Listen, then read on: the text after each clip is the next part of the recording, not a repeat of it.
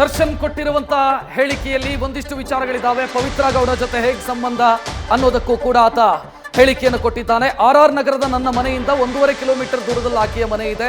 ಪವನ್ ನನ್ನ ಮತ್ತು ಪವಿತ್ರ ಮನೆಯಲ್ಲಿ ಕೆಲಸ ಮಾಡ್ತಾನೆ. ಪವನ್ ಅಂದ್ರೆ ಈ ಕೇಸ್ನ ಮತ್ತೊಬ್ಬ ಆರೋಪಿ. 8 ವರ್ಷಗಳಿಂದ ಮನೆ ನೋಡಿಕೊಳ್ಳುವಂತ ಕೆಲಸವನ್ನು ಆತ ಮಾಡ್ತಿದ್ದಾನೆ ಅನ್ನೋದನ್ನ ಕೂಡ ತನ್ನ ಸ್ವಇಚ್ಛಾ ಹೇಳಿಕೆಯಲ್ಲಿ ದರ್ಶನ್ ಹೇಳಿರೋದು. 10 ವರ್ಷಗಳಿಂದ ಪವಿತ್ರ ಗೌಡ ಜೊತೆ ಲಿವ್ ಇನ್ ರಿಲೇಶನ್ಶಿಪ್ ಅಲ್ಲಿ ಇದ್ದೀನಿ ಅನ್ನೋದನ್ನ ಕೂಡ ದರ್ಶನ್ ಇದೇ ಕನ್ಫೆಷನ್ ಸ್ಟೇಟ್ಮೆಂಟ್ ಅಲ್ಲಿ ತನ್ನ ಸ್ವಇಚ್ಛಾ ಹೇಳಿಕೆಯಲ್ಲಿ ಸ್ಪಷ್ಟಪಡಿಸಿರೋದು. ಪೊಲೀಸರ ಮುಂದೆ, ಇನ್ವೆಸ್ಟಿಗೇಷನ್ ಆಫೀಸರ್ ಮುಂದೆ ದರ್ಶನ್ ಕೊಟ್ಟಿರುವಂತಹ ಹೇಳಿಕೆಯಲ್ಲಿ 10 ವರ್ಷಗಳಿಂದ ನಾವು ಸಹಜೀವನ ನಡೆಸ್ತಾ ಇದ್ದೀವಿ, ಲಿವಿಂಗ್ ಟುಗೆದರ್ ನಲ್ಲಿ ಇದ್ದೀವಿ ಅನ್ನೋದನ್ನ ಆತ ಸ್ಪಷ್ಟಪಡಿಸಿದ್ದಾನೆ. ನ್ಯೂಸ್ ಫಸ್ಟ್ ನಿರ್ಭೀತಿಯಿಂದ ನಿಮ್ಮ ಪರವಾಗಿ.